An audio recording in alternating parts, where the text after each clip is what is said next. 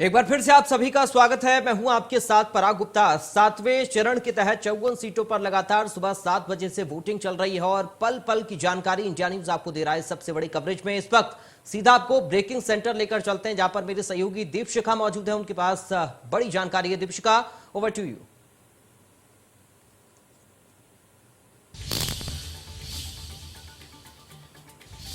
तो ये बड़ी जानकारी इस वक्त मैं आपको बता दूं, यूपी में 1 बजे तक 35.51% मतदान हो चुका है। आजमगढ़ में 1 बजे तक 34.60% मतदान हो चुका है। भदोही में 1 बजे तक 35.60% मतदान की खबर है। चंदौली में 1 बजे तक 38.45% मतदान हो चुका है। ये अलग अलग जिलों का आंकड़ा आपको बता रहे हैं। गाजीपुर में 1 बजे तक 34.15% वोटिंग हो चुकी है।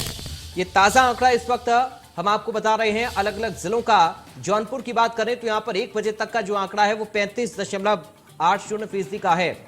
मऊ में 37.08% वोटिंग अब तक हो चुकी है। मिर्जापुर में 1 बजे तक 38.05% वोटिंग अब तक हो चुकी है। सोनभद्र में 1 बजे तक 35.68% मतदान हो चुका है। वाराणसी में 1 बजे तक 33.55% वोटिंग हो चुकी है। ये बड़ी जानकारी इस वक्त आपको बता रहे हैं।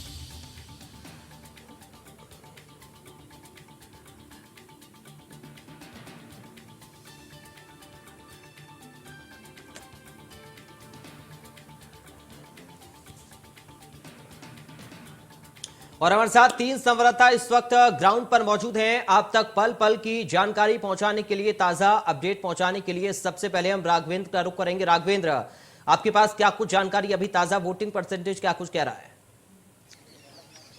बिल्कुल परागी, आजमगढ़ की वजह से ही मतदान की प्रक्रिया शुरू हो चुकी है। मैं बात करूं उससे पहले तस्वीर दिखाता हूं। इस बूथ की देखिए अधिक है, जबकि पुरुषों की संख्या बेहद ही कम अभी बूथ पर दिखाई दे रही है।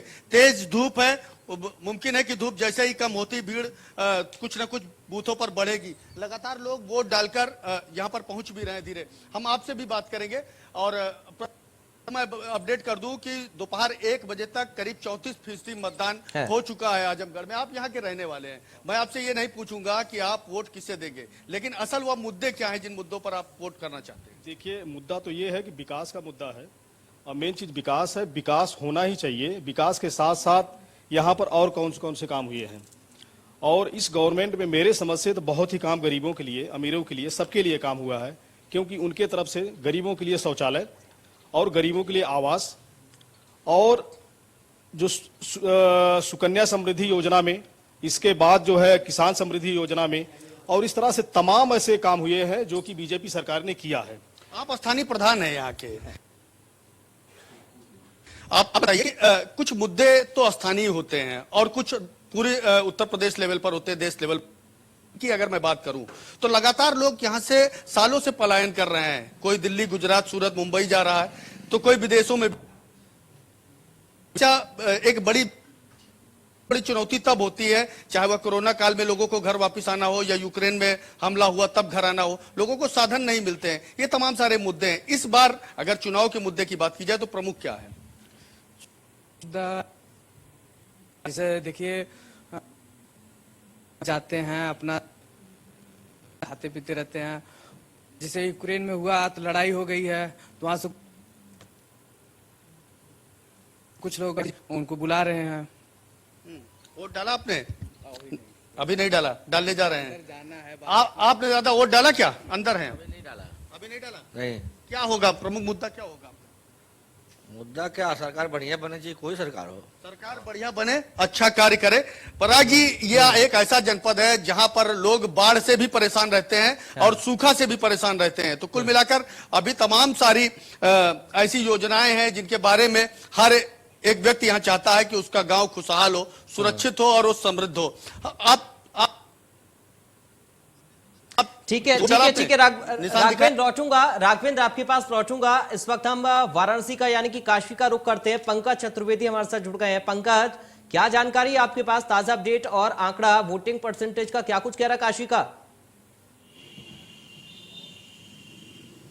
देखिए मतदान की जो गति है बहुत तेजी से बढ़ रही है। हाँ। मैं अभी जिस मतदान केंद्र में हूं, ये देखिए प्राथमिक कन्या विद्यालय है, चौका घाट का क्रमांक 2 है। यहाँ पे लंबी लंबी कतारें लगी हैं। क्योंकि अंदर थोड़ा सा नेटवर्क इशू आ जा रहा है, इसलिए मैं गेट के बाहर आ गया हूं, क्योंकि अंदर फ्रीज हो रहा है फ्रेम। यहां से मैं चाहूंगा दिखाना।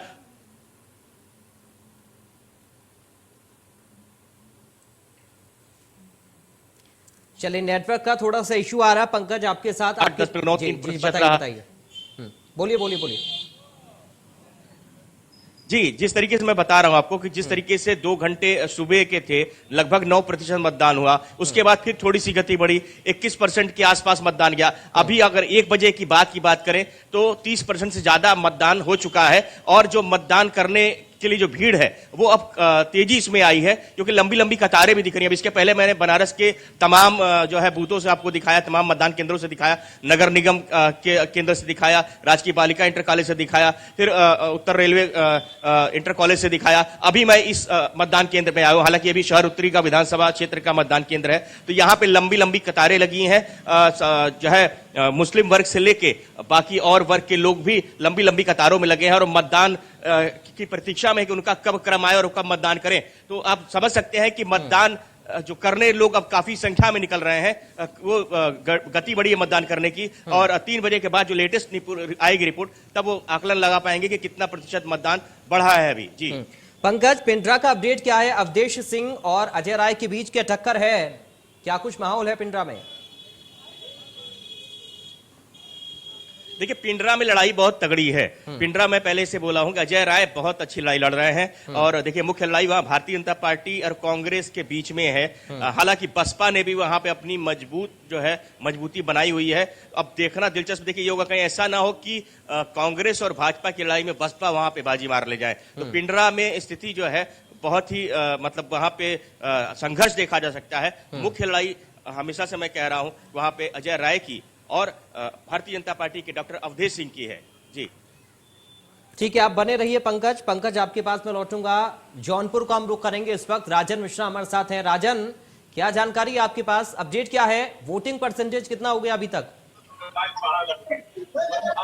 बिल्कुल पराग, अगर जौनपुर के वोटिंग परसेंट की हम बात करें तो जौनपुर में कुल जो परसेंटेज है 1 बजे तक वो 36.92% यहाँ पे मतदान हुआ है। अगर हम 9 विधानसभा की बात करें तो सागर में 39.16%, जौनपुर सदर में 37.01%, मल्हनी विधानसभा में 37.75%, मोगरा बादशाहपुर में 32.75%, मछली शहर में 38%, मडियाहू में 36.80%, जफराबाद में 34%, केराकत में 39.66% और बदलापुर में 37.16% जो है मतदान हुआ है। कुल आंकड़ा जो है 36.92% जो है जौनपुर में अब तक 1 बजे तक जो है वोटिंग हुई है। और वोटिंग करने के लिए लोगों में काफी उत्साह है। उसके बाद भी लोग जो बूथों पे पहुंच रहे हैं। यहाँ पे जो हॉट सीट है वो मल्हनी है। मल्हनी में जेडीयू के प्रत्याशी धनंजय सिंह के बीच सीधी टक्कर है। वहां पर भी लोग उत्साह के साथ वोटिंग करने आ रहे हैं और वोटिंग करने के लिए जो उत्साह देखने को मिल रहा है वो मुद्दा जो है विकास के लिए अहम मुद्दा है। जो विकास के मुद्दों पर लोग जो वोटिंग करने के लिए यहाँ पे पहुंच रहे हैं। पराग, ठीक है, कपिल पांडे हमारे साथ जुड़ गए हैं। सीधा भदोही का हम रुख करेंगे। भदोही से कपिल, क्या अपडेट है आपके पास? वोटिंग का ट्रेंड इस बार क्या कुछ भदोही में कह रहा है?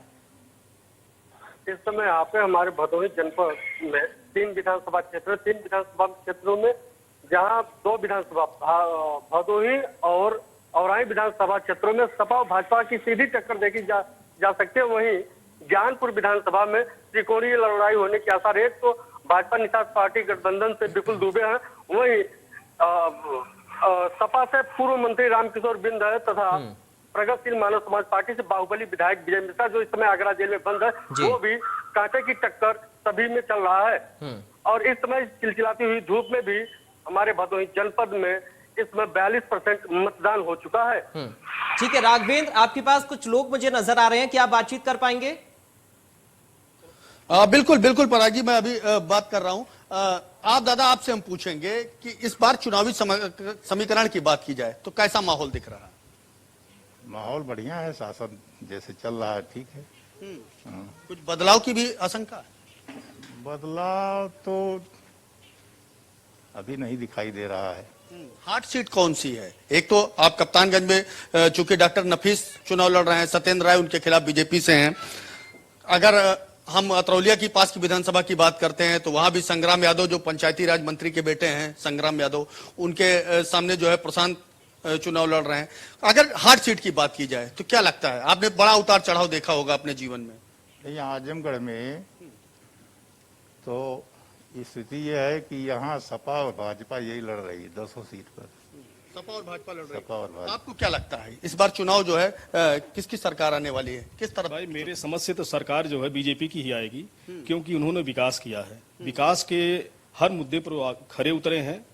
लेकिन मैं यहाँ से स्थानीय विधायक जो हैं उनसे मेरी शिकायत यह है कि चुनाव जीतने के बाद कभी भी अपने क्षेत्र में नहीं आते हैं, ना तो यहाँ की रोड सही करा पाते हैं, ना तो किसी पब्लिक का जो भी काम हो नहीं करते हैं। हाँ, लेकिन ये आजमगढ़ लगातार समाजवादी पार्टी का गढ़ कहा जाता है। एक तरफ आजमगढ़, दूसरी तरफ सपा का गढ़, शायद परस्पर इसको देखा जाता है और लगातार कई बार सीटें भी सपा के खेमे में आई।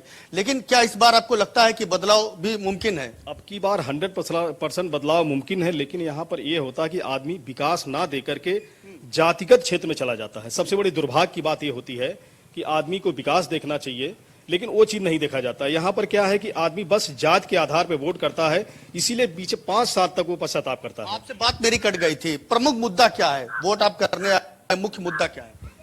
देखिए, समाज में चाहे छोटे वर्ग का हो या बड़े वर्ग का हो, सबका सम्मान होना चाहिए और समाज का विकास होना चाहिए, मुख्य मुद्दा वो है।